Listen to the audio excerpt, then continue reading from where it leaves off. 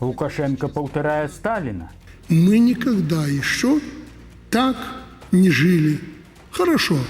Жить стало лучше. Жить стало веселее. Паляўнічых у снайперы. Количество желающих пройти переподготовку по системе снайпер. Удзельнікі УНС поехали по фермах, а міліцыянты падаліся пад церквы. У Полацку знеслі недабудаваны раддом. У Шаркаўшчынскім раёне арыштавалі тэхніку. Лаўку не пафарбавалі, а пабялілі. Хутка ад вёсак застануцца цанны помнікі. Суд аштрафаваў Кіркорава за нявыплату папярэдняга штрафу. Узнагароджанне ў Варшаве. Чарнобыльскі шлях у Варшаве.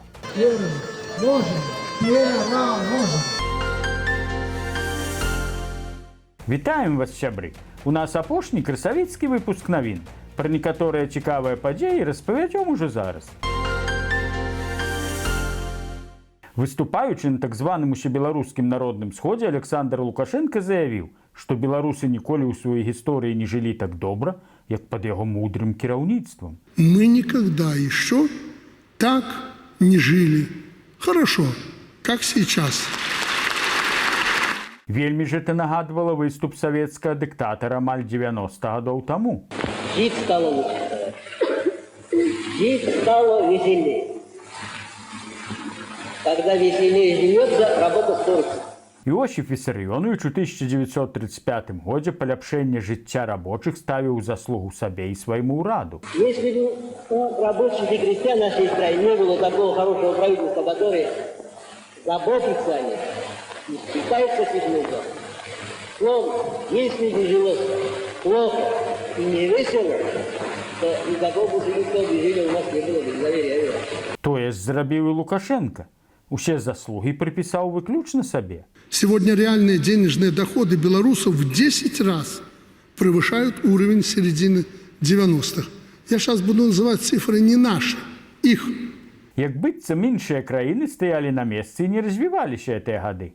Тая ж Польшча ці Літва. Вельмі ж нагадала мне гэта. Только в нем одном будет установлено 740 газовых плит. То есть ровно 740 раз больше, чем было во всем нашем городе до 1913 года. Але ў суседзяў, што некалі ўваходзілі ў Савецкі Саюз, калі не лічыць Украіну, у якой ідзе вайна, зарплаты за гэты час выраслі ў разы больш. Узнікае пытанне, калі ў Беларусі так добра, то чаму так масава з'язджаюць людзі?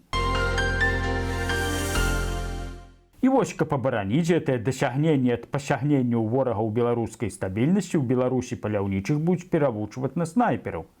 Пра гэта заявіў былы міністр унутраных спраў, а зараз кіраўнік таварыства паляўнічых і рыбаловаў Ігор Шуневіч. Количество желающих пройти переподготовку по системе снайпер, скажем так, по одной из ВУЗ, то есть военно-учетной специальности, превысило все мои ожидания. Поэтому на сегодняшний день создана и создается система задействования таких специалистов, их переобучения. Министерство обороны этот процесс уже организовало. Усяго ў таварыстве больш за 60 тысяч сябраў. Пакуль невядома, якой колькасці з іх улада даверыць зброю.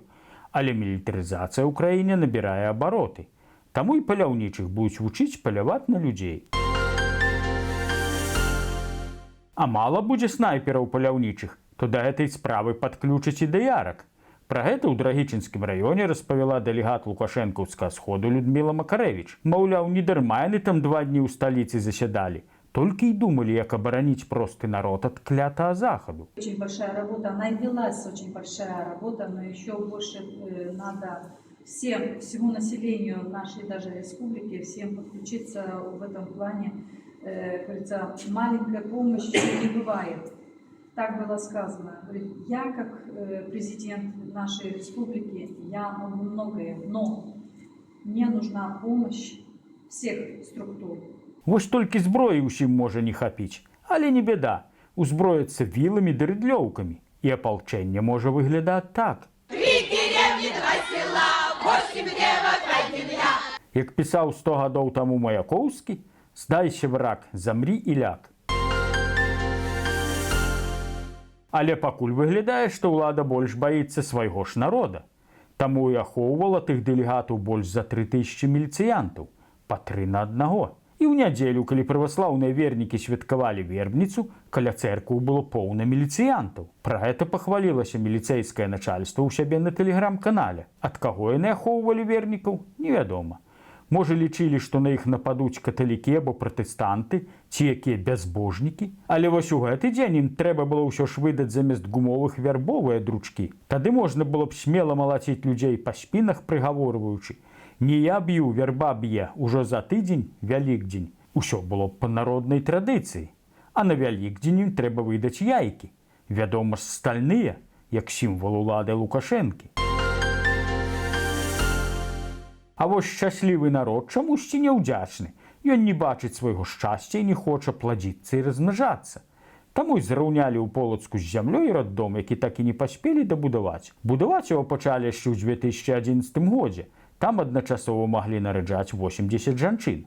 Будаваць планавалі ударнымі тэмпамі. Скончыць раддом планавалася ў 2013 годзе. Але штосьці пайшло не так. Праект спачатку замарозілі, а зараз вырашылі зусім знесці. Чыноўнікі заявілі, што зараз яго будаўніцтва не мэтазгоднае. Няма каму нараджаць. Хтосьці можа спытаць: а навошта было пачынаць будаваць? Што наперад не маглі пралічыць? Вось наіўнае. Гэта ж колькі грошай паспелі асвоіць. Дакладней, прысвоіць. Тыя, каму трэба было прысвоіць. І не толькі раддомы раўняюць зямлёй на Віцебшчыне. У Шаркаўшчынскім раёне ў 3 гаспадарках арыштавалі. Не людзей, не кіраўнікоў, а тэхніку. Тэхніка, арыштаваная за даўгі, выстаўлена на продаж у 3 гаспадарак. Жвіранка, Даватарскі і Гарадзец. Калісьці ў гарадцы гаспадарылі графы-плятары. Яны пабудавалі першую ў рэгіёне электрастанцыю, працаваў вадзяны млын. А зараз пад кіраўніцтвам крэпкіх хазяйственнікаў прыходзіцца прадаваць за даўгі тэхніку. Тым часам на іншым баку краіны, у Калінкавічах, лавачку на аўтобусным прыпынку пафарбавалі вапнай.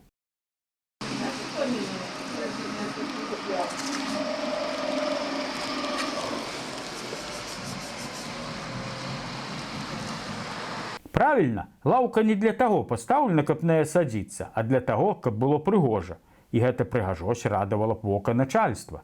Правільней сказаць, лаўку пабялілі. Але ж яна не белая, то, можа, пасінілі. Але хутка можа так стацца, што на тых лаўках не будзе каму сядзець. Вёскі імкліва знікаюць не толькі на поўначы краіны, дзе яны былі звычайна невялікія, але і на поўдні. Гэта прызнаюць нават у дзяржаўных медыях. Так у Добрускай раёнцы прызналі, што яшчэ 10 гадоў таму вёска Дубовы Лог была моцнай і перспектыўнай. А зараз ад вёскі хутка застанецца толькі савецкі помнік. Вядома ж, раёнка лічыць, што вінаваты тут Чарнобыль. Вось не перашкаджаў і тут раптам. А хто тады вінаваты ў ўзнікненні вёсак на Віцебшчыне? 3 гады таму мы наведалі вёску Полава на Пастаўшчыне, а таксама яшчэ шэраг вёсак у Шаркаўшчынскім і Браслаўскім раёнах. Уражанне такое, што толькі нібы зараз скончылася вайна. Але падобна, што пасля вайны яны выглядалі нашмат лепш. Дык хто тады тут вінаваты? Нядаўна расейскі спявак Філіп Кіркораў падаў на Літву пазоў у Еўрапейскі суд па правах чалавека за тое, што Літва не хоча пускаць яго ў краіну. А тым часам у Маскве Таганскі суд аштрафаваў яго за тое, што той не выплаціў раней прызначаны судом штраф. За што быў першы штраф, не паведамляецца. У выніку суд прызначыў спеваку новае спагнанне. У 2-разовым памеры ад сумы не выплачана адміністрацыйнага штрафу, то бок Кіркораў павінны выплаціць 6000 рублёў. Можа, у яго няма грошы на такі штраф, і яму трэба ўсім светам дапамагчы? Але это наўрад ці. Нядаўна ён хваліўся новымі інтэр'ерамі ў доме. Трэба яшчэ яго штрафаваць за непавагу да самага скрэпнага суда. Напрыканцы колькі навінаў па той бок Буга. 27 красавіка ў беларускім доме ў Варшаве ордэнам пагоні ўзнагародзілі Зянона Пазняка.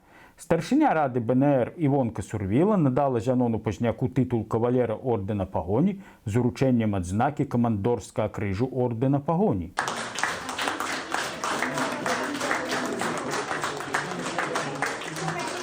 Кавалерам ордэна пагоні стаў і нобелеўскі лаўрэат Алесь Бяляцкі, які зараз знаходзіцца за кратамі. Гэта ўзнагарода ўручалася ўпершыню ад 1950 года. Медалём ордэну пагоні адзначанай алімпійская медалістка Александра Герасіменя, дырэктар беларускага дома ў Варшаве Алесь Зарымбюк, камандзір палка Каліноўская Дзяніс Прохараў і намечнік камандзіра Вадзім Кабанчук.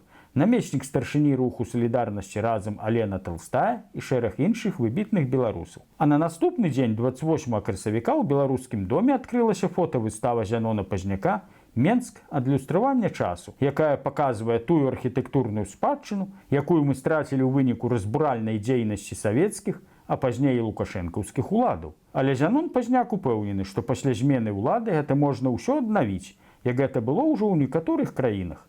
І якраз яго здымкі ў гэтым могуць дапамагчы. У пятніцу ў Варшаве адбыўся чарнобыльскі шлях. Удзельнікі сабраліся каля помніка Мікалаю Каперніку 18 гадзін 26 красавіка. Там жа адбыўся мітынг, на якім выступілі палітыкі і грамадскія дзеячы. Павел Латушка адзначыў, што ўсе рэжымы будуюцца на хлусні. Тагачасная ўлада хлусіла нам пра Чарнобыль, лукашэнкаўская ўлада хавала праўду пра аварыі пры будаўніцтве астравецкай атамнай станцыі, яна зараз хавае нам праўду пра палітвязню.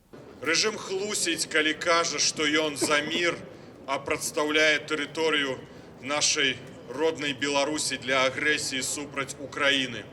І гэта бяда і боль, які зноў аб'ядналі, на жаль, у бядзе і болі, нас, беларусаў і украінцаў, як у 1986. Бо рэжымы будуюцца на хлусні. Ксёндз Вячеслаў Барок у сваёй прамове адзначыў, што савецкая ўлада хацела парушыць натуральныя законы фізікі, але яны аказаліся вышэйшымі за яе законы. У выніку і адбылася чарнобыльская катастрофа. Катастрофа сталася непазбежнасцю, таму што тая імперыя будавалася на насіллі і хлусні, а там, дзе кіруе насілля і хлусня, тэхнагенныя катастрофы, гуманітарныя крызісы заўсёды становяцца непазбежнасцю, становяцца гэтай страшнай рэчаіснасцю. І гэта страшна. Святар адзначыў, што тыя рэжымы, якія пабудаваныя на хлусні, рана ці позна знікнуць. Пасля мітынгу удзельнікі акцыі прайшлі ад помніка Каперніку праз гістарычны цэнтр польскай сталіцы да помніку Марыі Складоўскай кюры на рынку Новае Мяста. Сёлетні чарнобыльскі шлях быў ужо 35-й па ліку. Першы шлях адбыўся ў 1989 годзе. І хоць зараз яго немагчыма правесці ў беларускай сталіцы, верым у тое, што прыйдзе час і на гэта. На гэтым мы з вамі развітваемся. Дзякую ўсім за прагляды, лайкі і каментары, якія ўжо можна пакідаць. Не ўсе я пакуль паспеў прачытаць, але абавязкова адкажу ўсім.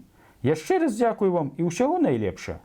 Кіберпартызаны выклалі ў адкрыты доступ базу даносаў у КДБ за некалькі гадоў. Усяго там больш за 40 000 паведамленняў. Але пра гэта ў наступным выпуску.